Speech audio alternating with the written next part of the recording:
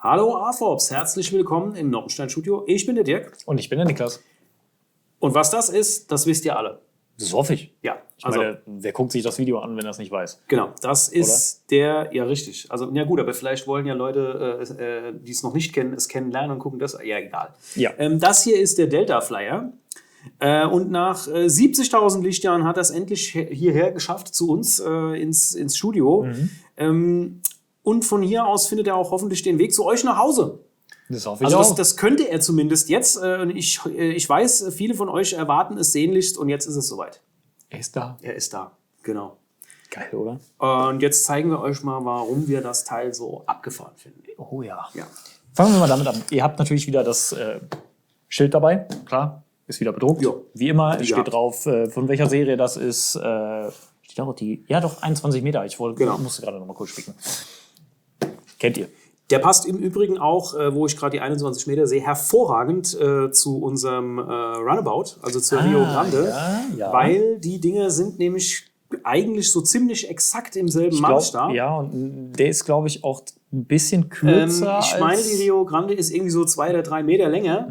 Und tatsächlich ist unser Modell auch ein paar Noppen länger. Also die kann man wunderbar nebeneinander stellen. Ja, passt hervorragend.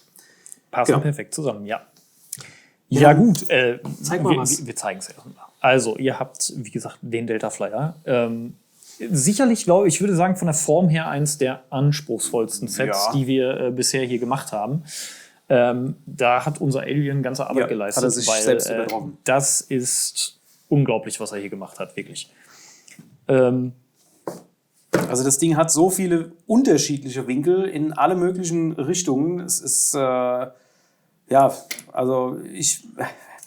ich es nicht gesehen hätte als Prototyp, hätte ich dann gesagt, nee, im Leben, das kriegt er nie hin. Ja. Aber da steht er und hat gut geklappt.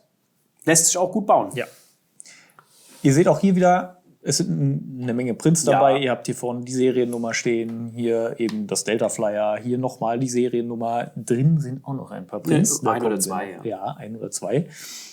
Hier ein bisschen Borg-Technologie, genauso wie hier oben. Ihr könnt das hier theoretisch auch aufklappen, um mal reinzugucken. Ja, aber gut, ich habe eben gerade vor dem Video gefragt, das ist das, glaube ich, zu. Ja, das liegt halt einfach Also, daran, weil wir hier, das ist ja eigentlich so eine Cockpitscheibe Ja. und die lässt sich natürlich öffnen. Aber sie passte halt perfekt, um das Genau. aufzudecken. Ne? So. Hier hinten habt ihr die Heckklappe, die sich auch öffnen lässt. Und jetzt muss ich mal gucken, wie ich ihn festhalte. So. Hier habt ihr vier sag ich schon. Ich kann nicht mehr zählen. Drei. Es sind nur 3. Es sind nur 3. Ja, und das Schöne Drei ist, die könnt ihr natürlich auch einklappen. Also wer sagt, er möchte das Ding irgendwie im Flugmodus, so, der kann die Dinge auch einklappen. Also die verschwinden dann komplett. Ja. Ne? Ist jetzt nur, wenn ihr ihn natürlich auf den Tisch stellen wollt, ist das immer so ein bisschen so eine Sache. Also da solltet ihr die Landefüße ausklappen. Ja, weil ansonsten liegt er auf den Flügelspitzen Genau, auf. Und das verträgt er nicht so gut. Genau, und da kommen wir zu der einen Kleinigkeit an dem Ding. Das ist tatsächlich eins der Modelle, wo wir auch aufgrund der Form wirklich große Probleme hatten, was auch die Stabilität angeht. Ja. Und es gibt hier eine Sache, also wenn ihr ihn hier dran nehmen wolltet, macht es nicht. Ja. Also das hält er auf jeden Fall nicht aus. Wenn ihr ihn packt, dann versucht immer hier unter die Hauptplatte zu fassen, weil, wie gesagt, also das hier ist einfach, damit diese Form hinkommt, zu filigran. Es hält alles, aber es ist nicht daran Also ihr seht schon, daran hochzuheben. Das ist schon beweglich gelagert. Das hängt einfach damit zusammen, dass das mit Balljoints festgemacht ist. Also das hat hier hinten einen Balljoint. Ich glaube, hier vorne ist noch einer. Oder waren es 3 über die Länge? Ich weiß es nicht. Ich glaube, nee, es sind 2. 2. Ja. Und dementsprechend ist das halt locker. Also ihr könnt den nicht hochnehmen. Das hält, das ist wunderbar. Man kann theoretisch damit auch so ein bisschen rumhantieren. Man darf ihn nur nicht daran hochheben. Genau. Aber das ist halt, das ging nicht anders. Also Genauso wie auch hier, Ja. also hier drunter packen und ihn hochnehmen, ist auch nicht so gut. Also wie gesagt, immer möglichst unten wirklich unter, dann kann auch nichts Ist passieren. ja jetzt auch nicht dafür gedacht, dass man damit wild rumspielt, sondern Ja, ich meine, das kannst du schon. man kann, wenn man ihn zu packen weiß. Genau. Ne? Also da ist ein bisschen mit Behutsamkeit zu hantieren, aber ansonsten... Da mussten wir halt wirklich mal einen Kompromiss eingehen, weil wir hatten in dem Fall wirklich die Form, entweder machen wir ihn unfassbar stabil und er sieht einfach nicht mehr aus wie der Delta Flyer, oder wir gehen einen Kompromiss ein. Er hätte dann auch nicht nur nicht mehr so ausgesehen wie der Delta Flyer, sondern es wäre wahrscheinlich auch nichts drin gewesen.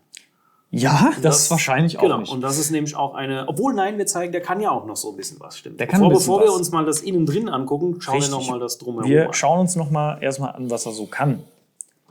Er kann zusätzliche Impulstriebwerke ausklappen. Ja. Wie das Original auch, sieht man in ein paar... Ich glaube zum Beispiel in der Folge mit dem Space-Rennen sieht man das auch. Ich glaube, da holen sie die raus. Ja.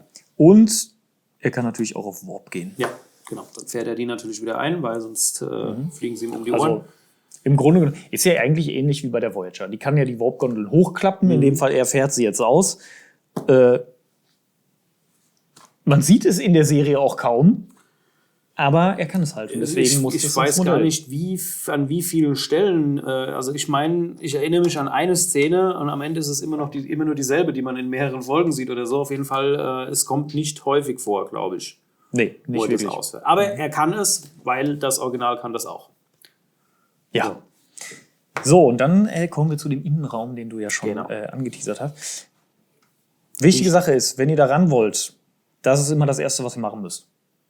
So, dann ist das nämlich kein Problem, weil sonst verhaken die sich hier drin und ihr kriegt das ganze Teil hier nicht raus. Dann könnt ihr die Cockpitscheibe aufklappen und das ganze Element hier rausnehmen. Ja. Ihr seht, das ist ein komplettes Element, das ist auch stabil, da passiert auch nichts.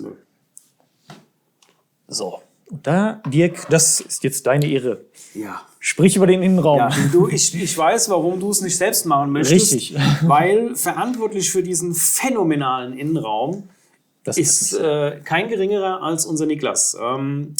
Der Adrian hat quasi die ganze Formgebung zu verantworten. Also der hat das Außen drum gebaut.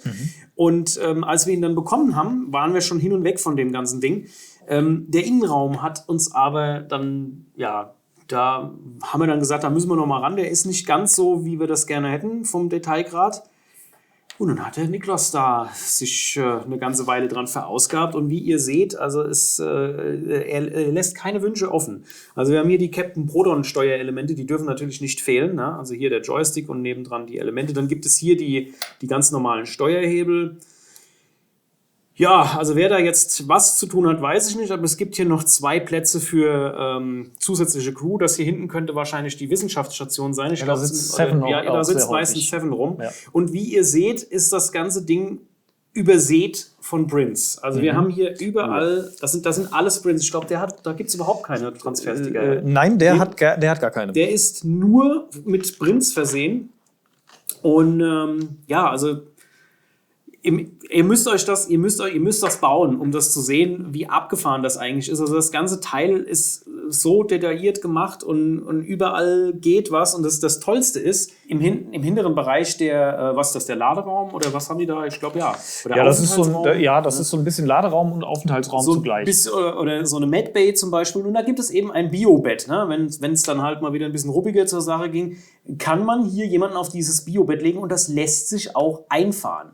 Ich hoffe, es bleibt jetzt drin. Also das kann man rein und rausschieben. Also das hätte jetzt auch nicht sein müssen, aber der Niklas hat gesagt, wenn, dann richtig. Ja, musste rein. Hier zum Beispiel gibt es ich glaube, da haben sie Waffen drin, oder? Das ist ein Waffenschrank. Ja, auch unterschiedlich. Genau, Anzüge, Waffen, je nachdem, was sie halt unterwegs sind. Ist jetzt die einzige Sache, die ein bisschen anders ist als beim Original. Im Original ist es eine Schiebetür, die ich allerdings in der Größe, das hat sich nicht machen lassen. Also haben wir so eine. Was haben wir noch? Wir haben das Biobett, wir haben die Tür.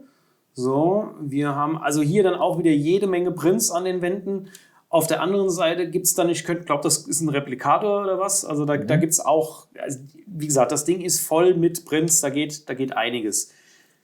Hier vermutlich irgendwelche Impulsgeneratoren oder was könnte das sein? Oder das Innere der Gondeln? Oder das Innere der Gondeln. Also ihr seht schon, ich drehe es nochmal. Es ist eigentlich egal, von wo ihr guckt. Das Ding sieht von allen Seiten total abgefahren aus. Also es ist echt, ich finde, das ist mein persönlicher Favorite überhaupt bisher. Das ist von allen Sets, die wir für die Star Trek-Serie gemacht haben, finde ich, also mir persönlich gefällt das am besten, weil der ist halt der legt noch eine Schippe auf das Runabout oben drauf. Ja. Und das war schon Und das geil. war schon geil, Ja. So, genug Beweihräucherung, jetzt bist du dran. Und es ist natürlich Minifigurenmaßstab. Falls du es noch nicht erwähnt hast, aber theoretisch, man sieht es eigentlich auch. Theoretisch könnte man da seine Minifiguren entsprechend reinsetzen. Ihr kriegt natürlich eine Anleitung, ist ja klar. Wer hätte das gedacht? Wer hätte das gedacht? Es ist eine Anleitung dabei. Ja. Ihr habt 5 Bauabschnitte und die Anleitung ist wie gewohnt so gehalten, dass ihr verblasst dargestellt habt, was ihr schon gebaut habt und der Rest ist halt in der passenden Farbe. Ja. So viel dazu. Du hast noch einen Karton von dem ich habe noch einen wunderbaren formschönen Set. Karton. Auch dieser hier wieder eckig wie immer. Ne? Genau, ihr seht auch hier wieder vorne das große Bild. Hier oben seht ihr, wo er herkommt. Ne? Da ist die Voyager drauf, das kennt ihr ja auch schon. Auch die Rückseite ist nicht besonders überraschend. Hier seht ihr dann nochmal ein paar Detailaufnahmen von dem Ganzen. Ja, ein schöner Karton für ein schönes Set. Und weg damit. So, du machst ihn wieder zu Dann reich mal rüber, dann mache ich mal wieder zu. Genau. und ich mach mal kurz die Fakten. Na klar. Also, Star Trek Delta Flyer ist ein Bluebricks Pro, hat die Setnummer 104967, hat 1714 Teile, kostet 129,95. Ja, das ist auch ein Knaller. Ist 45,5 cm lang, 27 cm breit und 12 cm hoch. Und ich würde sagen, beim Bauen so ein guter Durchschnitt. Ja, Durch die, es ist jetzt nicht mega schwer zu bauen, aber durch diese Techniken hier, es ist etwas komplizierter als manch anderes Set. Ja, man muss ein bisschen behutsam sein. Also wenn man es Genau. zusammendrückt, diese Balljoints, da muss man ein bisschen aufpassen, wo man dann drückt, weil ansonsten hat man es hinten fest und dann geht es vorne wieder raus und so weiter und so fort. Aber das kriegt ihr hin. Also es ist nicht schwierig, den zu Wie bauen. gesagt, uns war da die Form dann Ja. doch sehr wichtig. Bei dem Ding auf jeden Fall, weil der definiert sich halt, das ist ja der Delta Flyer, er definiert sich ja durch seine Form quasi. Natürlich. Ja. Oder heißt der Delta Flyer, weil er im Delta-Quadrant war? Ich glaube, er heißt Delta Flyer, weil er im Delta-Quadrant gebaut Ja, worden ist. aber er ist nicht dreieckig, also von daher. Okay, vergesst das mit der Form, sie ist trotzdem schön geworden. Aber vielleicht heißt er auch Delta Flyer, weil er im Delta-Quadranten gebaut ist und dreieckig ist. Ja, cool. Ja, also doch, siehst du, habe ich doch recht. Ja. Schön.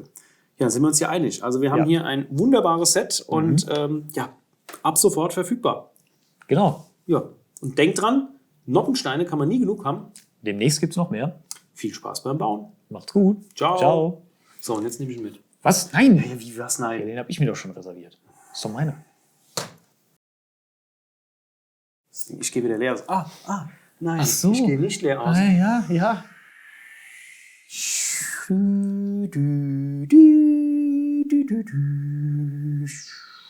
Haben wir jetzt fast vergessen. Oh, jetzt muss ich den Landfuß noch dran machen. Die Voyager ist natürlich auch erhältlich ab sofort. Genau. Und passt natürlich sehr gut zum Delta Flyer. Hervorragend. Ein Dream Team quasi.